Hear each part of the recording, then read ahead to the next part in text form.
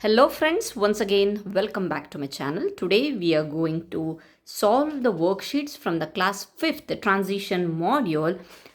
The class on the subject is environmental studies. ಐದನೇ ತರಗತಿಯ transition ಪೀರಿಯಡ್ನಲ್ಲಿ ನಡೆಯುತ್ತಿರುವಂತಹ EVS ಪರಿಸರ ಅಧ್ಯಯನದ ವರ್ಕ್ಶೀಟ್ಗಳನ್ನು ನೋಡೋಣ. ನಾನು ಬರೀ ವರ್ಕ್ಶೀಟ್ಗಳನ್ನು ಅಷ್ಟೇ ತೊಗೊಂಡಿದ್ದೀನಿ. ಇಲ್ಲಿ ವರ್ಕ್ಶೀಟ್ ನಂಬರ್ 1 ಅಭ್ಯಾಸ ಹಾಳೆ guess the sense organ. I help you see the stars at night. See colors and books too. What am I? ರಾತ್ರಿ ನಕ್ಷತ್ರಗಳನ್ನು ನೋಡೋಕ್ಕೆ, ಬಣ್ಣದ ಪುಸ್ತಕಗಳನ್ನು ನೋಡೋಕ್ಕೆ ಸಹಾಯ ಮಾಡ್ತೇನೆ. ಹಾಗಾದರೆ ನಾನು ಸೆನ್ಸ್ ಆರ್ಗನ್ಸ್ ಅಂತ ಅಂದರೆ ಇಂದ್ರಿಯಗಳು, ಪಂಚೇಂದ್ರಿಯಗಳು ಯಾವುದಿದೆಯಾ ಅದರ ಹೆಸರುಗಳನ್ನಂತ. Answer is eyes. I can smell flowers and yummy cake. I help you breathe when you awake. What am I? ನಾನು ಹೂವುಗಳ ವಾಸನೆಯನ್ನು ನೋಡೋಕ್ಕೆ, ಆಮೇಲೆ ರುಚಿಕರವಾದ ಕೇಕ್ನ ಸುವಾಸನೆಯನ್ನು ಆಸ್ವಾದಿಸಲು ಸಹಾಯ ಮಾಡ್ತೇನೆ. ಇಲ್ಲಿ ಕನ್ನಡದಲ್ಲಿದೆ, so no need to explain. I think the answer is nose. For the third question the answer is tongue. Okay, right uses of the each sense organ. ಕೆಳಗೆ ಕೊಟ್ಟಿರುವ ಇಂದ್ರಿಯಗಳ ಉಪಯೋಗಗಳನ್ನು ಬರೆಯಿರಿ. ಇಯರ್ಸ್, ಕಿವಿ. ನಾನು ಇಂಗ್ಲೀಷಲ್ಲಿ ಅಷ್ಟೇ ಬರೆದಿದ್ದೀನಿ, ಅದನ್ನು ನಾನು ಕನ್ನಡದಲ್ಲಿ ಹೇಳ್ತೀನಿ, ಅದನ್ನು ನೀವು ಬರ್ಕೊಳ್ಳಿ. We use our ears to hear sounds, music and listen to people. ನಾವು ನಮ್ಮ ಕಿವಿಗಳ ಸಹಾಯದಿಂದ ಶಬ್ದಗಳನ್ನು ಕೇಳಿಸ್ಕೊಳ್ಳೋಕ್ಕೆ, ಆಮೇಲೆ ಮ್ಯೂಸಿಕ್ ಹಾಡುಗಳನ್ನು ಕೇಳಿಸಲ್ಲೇ, ಮತ್ತು ಜನರು ಏನು ಮಾತಾಡ್ತಾರಲ್ಲ ಅದನ್ನು ಕೇಳಿಸ್ಕೊಳ್ಳೋಕ್ಕೆ ಹೆಲ್ಪ್ ಮಾಡಿ. ನೆಕ್ಸ್ಟ್ ಮೂಗು. We use our nose to smell things and to breathe. ಉಸಿರಾಡೋದಕ್ಕೋಸ್ಕರ ಮತ್ತು ವಸ್ತುಗಳ ವಾಸನೆಗಳನ್ನು ಸ್ಮೆಲ್ ಮಾಡೋಕ್ಕೋಸ್ಕರ ನಾವು ಮೂಗಿನ ಒಂದು ಸಹಾಯವನ್ನು ಪಡಿತೀವಿ. ನೆಕ್ಸ್ಟ್ ಚರ್ಮ. We use our skin to feel touch, heat, cold and pain. ಒಂದು ಸ್ಪರ್ಶ ಜ್ಞಾನ. ಚರ್ಮದಿಂದ ಏನಾಗುತ್ತಪ್ಪ ಅಂತಂದರೆ ನಾವು ಸ್ಪರ್ಶ ಜ್ಞಾನ ತಿಳಿಯೋಕ್ಕೆ ಯಾವುದ್ಯಾವ್ದ್ರದ್ದು ಅಂತಂದರೆ ಟಚ್ ಅಂತ ಅಂದರೆ ಸ್ಪರ್ಶ, ಹೀಟ್ ಬಿಸಿ, ತಂಪು ತಣ್ಣನೆಯ ವಸ್ತುಗಳು, ಅಥವಾ ನೋವು, ಇವುಗಳೆಲ್ಲ ಅನುಭವಗಳನ್ನು ಪಡೆಯೋಕ್ಕೋಸ್ಕರ ಸ್ಕಿನ್ ಹೆಲ್ಪ್ ಆಗುತ್ತೆ. ಫೋರ್ತ್ ಒನ್ ನಾಲಿಗೆ. We use our tongue to taste food and help us speak. ಧ್ವನಿಗಳ ಉಚ್ಚಾರಣೆ ಮಾಡೋದಕ್ಕೆ ಮತ್ತು ಫುಡ್, ಆಹಾರದ ಒಂದು ಟೇಸ್ಟ್ ನೋಡೋಕ್ಕೋಸ್ಕರ ನಾವು ನಾಲಿಗೆಯನ್ನು ಬಳಸ್ತೇವೆ. ಓಕೆ, ನೆಕ್ಸ್ಟ್ ವರ್ಕ್ಶೀಟ್ ನಂಬರ್ 2 ಅಭ್ಯಾಸ ಹಾಳೆ 2 fill in the blanks with a suitable occupation. ಸೂಕ್ತವಾದ ವೃತ್ತಿಗಳನ್ನು ಬಿಟ್ಟ ಸ್ಥಳ. ಆಕ್ಯುಪೇಷನ್ಸ್ ಅಂತಂದರೆ ವೃತ್ತಿಗಳು. The person who distributes letters to everyone. ಪತ್ರಗಳನ್ನು ಹಂಚೋರು ಯಾರು? Postman. A doctor works in a hospital or clinic to help people who are. Doctor ಆಸ್ಪತ್ರೆ ಮತ್ತು ಕ್ಲಿನಿಕಲ್ಲಿ ಯಾರನ್ನು ಮಾಡ್ತಾರೆ? ಸಿಕ್, ಅನಾರೋಗ್ಯದಲ್ಲಿ ಇರೋರನ್ನು, ಅಥವಾ ಇಂಜ್ಯೂರ್ಡ್, ಫೀಲ್ ಬೆಟರ್, ಗಾಯಗೊಂಡಿರ್ತಾರಲ್ಲ ಆ ಜನಗಳು ಗುಣಮುಖರಾಗಕ್ಕೆ ಸಹಾಯ ಮಾಡ್ತಾರೆ. ಆನ್ಸರ್ ಸಿಕ್ ಅಂತಲೂ ಬರಿಬೋದು, ನಾವು ಪೇಷಂಟ್ ಅಂತಲೂ ಬರಿಬೋದು. Okay, a teacher helps student learn new things like math and reading at a school. Teacher ಗಣಿತ ಅಥವಾ ಓದಿನಂಥ ಹೊಸ ವಿಷಯಗಳನ್ನು ಕಲಿಯಲು ಸಹಾಯ ಮಾಡುತ್ತಾರೆ. ಸ್ಕೂಲ್ನಲ್ಲಿ ಸಹಾಯ ಮಾಡ್ತಾರೆ. ಆ್ಯಕ್ಚುಲಿ ಈ ಸೆಂಟೆನ್ಸು ಕನ್ನಡದಲ್ಲಿ ಸರಿಯಾಗಿ ಫ್ರೇಮ್ ಆಗಿಲ್ಲ. A teacher help students learn new things like math and reading at a school. ಯಾವ ಪ್ಲೇಸಲ್ಲಿ ಈ ಎಲ್ಲ ಒಂದು ಕೆಲಸ ನಡೆಯುತ್ತೆ ಅಂತ ಅಂದರೆ ಸ್ಕೂಲ್ ಸಹಾಯ ಮಾಡುತ್ತೆ. Okay, next answer the given question. ಕೊಟ್ಟಿರುವ ಪ್ರಶ್ನೆಗಳಿಗೆ ಉತ್ತರಿಸಿ. What is the job of a tailor? ದರ್ಜಿಯ ಕೆಲಸ ಏನು? A person who stitches and repairs clothes is a tailor. Okay, next question. How does a police officer help the community? Police ಅಧಿಕಾರಿಗಳು ಸಮುದಾಯಕ್ಕೆ ಹೇಗೆ ಸಹಾಯ ಮಾಡ್ತಾರೆ? A police officer maintains law and order, ಕಾನೂನು, and keeps people safe. ನಗರ ಪ್ರದೇಶದಲ್ಲಿರುವಂತಹ ಅಥವಾ ತಮ್ಮ ಒಂದು ಏರಿಯಾದಲ್ಲಿರುವಂತಹ ಜನರು ಸೇಫ್ ಆಗಿರೋದಕ್ಕೆ ಪೊಲೀಸ್ ಅಧಿಕಾರಿಗಳು ಸಹಾಯ ಮಾಡ್ತಾರೆ. Okay, next. What are the responsibilities of a farmer? Farmer ಅಂತಂದರೆ ರೈತನ ಜವಾಬ್ದಾರಿಗಳು, ಕರ್ತವ್ಯಗಳು ಏನು ಅಂತ ಹೇಳಿ. A farmer grows crops and provides food for people.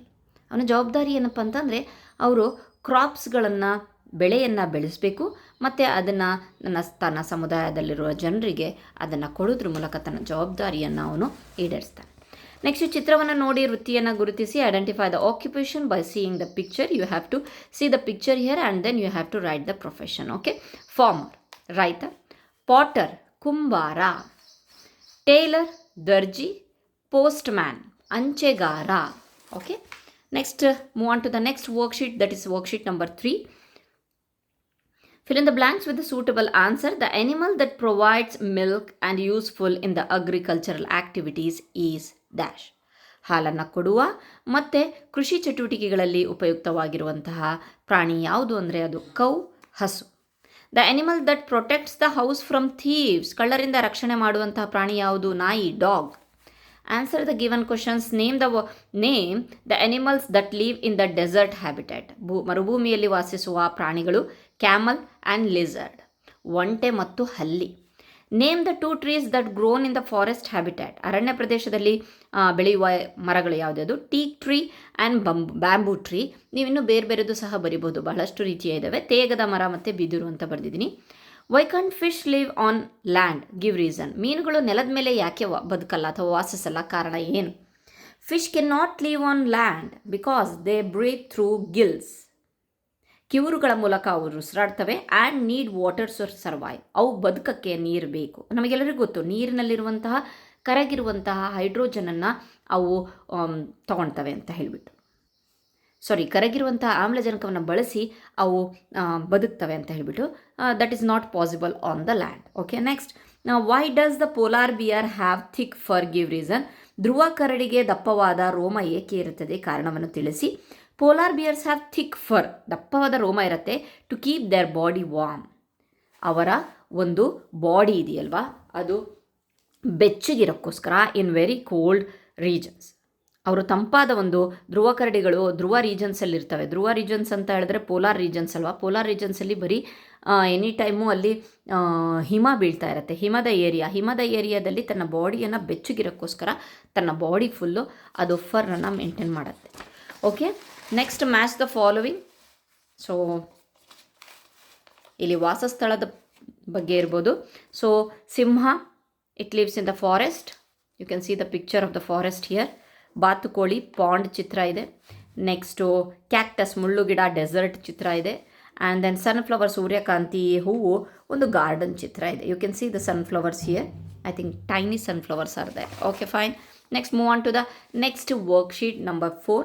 That is answer the given questions. What do we get from trees? ನಾವು ಮರಗಳಿಂದ ಏನು ಪಡಿತೀವಿ? ವಿ ಗೆಟ್ ಫ್ರೂಟ್ಸ್, ಹಣ್ಣುಗಳು, ಫ್ಲವರ್ಸ್, ಹೂವುಗಳು, ವುಡ್, ಕಟ್ಟಿಗೆ, ಮೆಡಿಸಿನ್ಸ್, ಔಷಧಿಗಳು, ಆ್ಯಂಡ್ ಆಕ್ಸಿಜನ್ ಫ್ರಮ್ ಟ್ರೀಸ್, ಆಮ್ಲಜನಕ.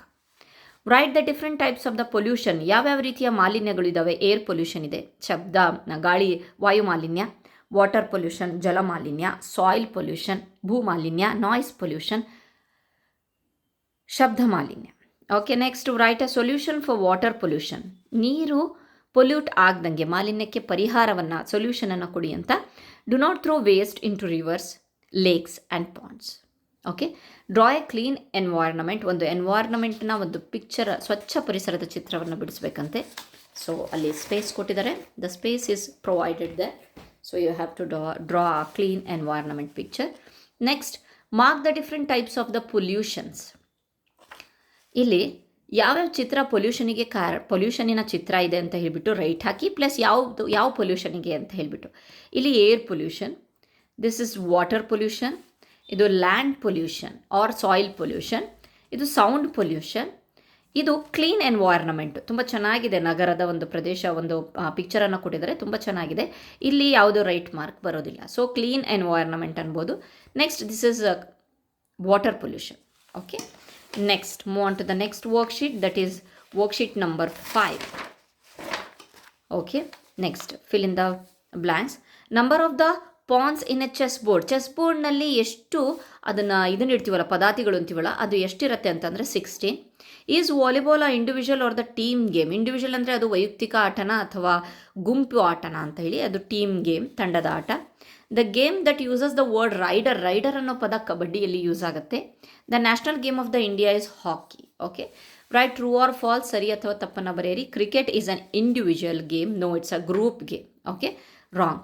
Swimming individual game ಅಂತ ಗೊತ್ತಲ್ವಾ, ಒಬ್ಬೊಬ್ಬರೇ ಆಡೋದು, ಒಬ್ಬರು ಅಥವಾ ಇಬ್ಬರು ಆಡೋದು. ಗ್ರೂಪ್ ಅಂತ ಅಂದರೆ ಇಬ್ಬರಿಗಿಂತ ಜಾಸ್ತಿ ಆಡೋದು. Next, swimming can be an individual game. Yes, of course ಅದಾಗುತ್ತೆ, ವೈಯಕ್ತಿಕ ಆಟ ಆಗುತ್ತೆ. Basketball needs team work.